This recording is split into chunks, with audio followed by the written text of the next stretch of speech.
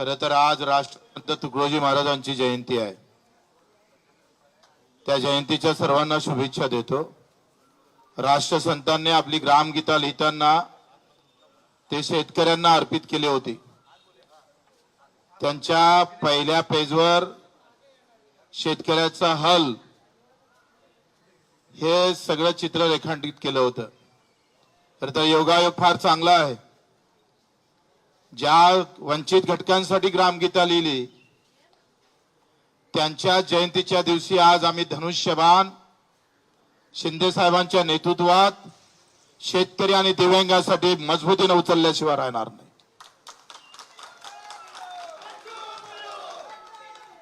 जिथं आहे तिथं प्रामाणिकपणे तेवढ्याच ताकदीने राजकारणात आता आमचा इथून इकडे प्रवास शिंदे साहेबांच्या नेतृत्वात शिवसेनेत राहणार आहे।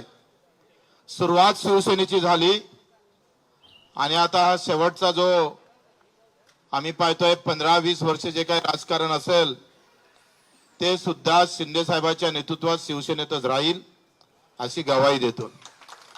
निवड आमदारकीच्या पदासाठी नाही तर मुद्द्याची लढाई अधिक मजबूत झाली पाहिजे। शिंदे साहेबांचा स्वभाव सेवाभावी आहे। रात्री 2 वाजता सुद्धा वर्षा बंगल्याचे दार उघडे होते। देशातला ऐतिहासिक निर्णय तर दिव्यांग मंत्रालय देण्याचं काम केलं। कर्जमाफीमध्ये घेतलेला मोठा पुढाकार निश्चितच शेतकऱ्यांना दिलासा देणारा आहे आणि म्हणून निवड पद नाही तर विचार जुळणं महत्त्वाचे असतं आणि विचारासोबत कर्तृत्व महत्त्वाचं असतं। त्या दोनही गोष्टी आम्ही शिंदे साहेबांमध्ये पाहतो आणि म्हणून आपण पाहतो का ही लढाई फक्त पदापुरतीच मर्यादित राहणार नाही तर आम्ही जे मुद्दे दिले मग दिव्यांगाचं बळकटीकरण असेल, मंत्रालयाचं पेरणी ते कापणीपर्यंत सगळे कामं असेल, शेतकऱ्यांची मजुरांची असेल, हमी भावाची लढाई असेल, आमच्या विधवा भगिनीची लढाई असेल, कामगारांची लढाई असेल आणि युवकांच्यासाठी एक वेगळं धोरण, या सगळ्या बाबतीत ही चर्चा झाली आणि मुद्द्यावर चर्चा करून आपण हा निर्णय घेतलेला आहे। प्रहार एक सामाजिक संघटना म्हणून पावलं टाकन पण राजकारण मात्र शिवसेनेचं मजबूत केल्याशिवाय आम्ही स्वस्थ बसणार नाही।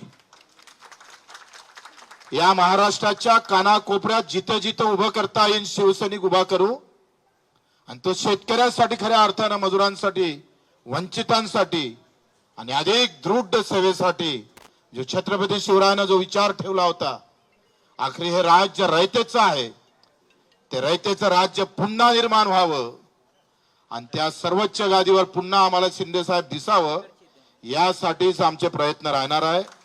म्हणून मी आपले आभारही मानतो शिंदे साहेबांचे। आखरी त्यांच्या नावात अनाथ आहे आणि अनाथांचे ते नाथ पण आहे। तोच एक विचार घेऊन आम्हाला समोर जायचं आहे। मी आपले मनपूर्वक आभार मानतोय। फक्त आम्ही पाहतोय आमदारकीच्या साठी नव्हे तर हे जे मुद्दे आहे ते आता मोठ्या शिवसेनेच्या हाती जावं आणि हा अजेंडा आम्ही पाहतोय भगवा झेंडा घेऊन राबवणार आहोत। तो अजेंडा प्रहारचा पांढरा झेंडा घेऊन राबवत होतोय। आता झेंडा बदलला जरी असला तरी अजेंडा मात्र कायम आहे, लक्षात ठेवा आणि तोच अजेंडा घेऊन आपण समोर जाऊ। जी सावंतजी असेल यांनी फार आमच्यासाठी सगळं मेहनत केली। आमचे एकनाथजी शिंदे यांनी खरं तर माझ्यासारख्या एका कार्यकर्त्याला समजून घेतलं। आपण सर्व कार्यकर्त्यांनी सुद्धा या सगळ्या अगदी वेळेवर सगळे मुंबईतले कार्यकर्ते इथे उपस्थित राहिलात आणि 25 वर्ष एकनाथजी आम्ही स्वातंत्र्य म्हणजे मी 4 वेळा अपक्ष निवडून येणारा वाटते महाराष्ट्रात माल्याशिवाय दुसरा नाही आहे। कोणत्याही मोठ्या पक्षाचं पाठबळ नसताना आम्ही ही आतापर्यंत हे सगळं काम सांभाळलं। आता अधिक ते जोमानं आपण सांभाळू। आपण सर्वांचं मी कार्यकर्त्यांचे आभार मानतो। अतिशय प्रामाणिकपणे जिथं राहिलं तिथं प्रामाणिकपणे काम करू, अतिशय प्रामाणिकपणे समोर जाऊ। सर्व कार्यकर्त्यांनी जे मेहनत घेतली सगळ्यांचं नाव घेतलं तर अधिक रागरूग नको म्हणून नाव घेत नाही। आपल्या सर्वांचे आभार मानून इथे खास करून मीडिया तुमच्या सूत्रानंच हे सगळे सूत्र हलवले। ते सूत्र अजूनही आम्हाला गवसले नाही पण तुम्ही आम्हाला वारंवार म्हणजे 4-5 दिवसापासून फक्त मीडियावर बच्चू कडू आणि शिवसेना एकनाथजी एवढंच होतं आणि असं वाटलं का नाही फक्त एकच निवडणूक होत आहे का आमदारकीची, म्हणून मीडियाचे पण आभार.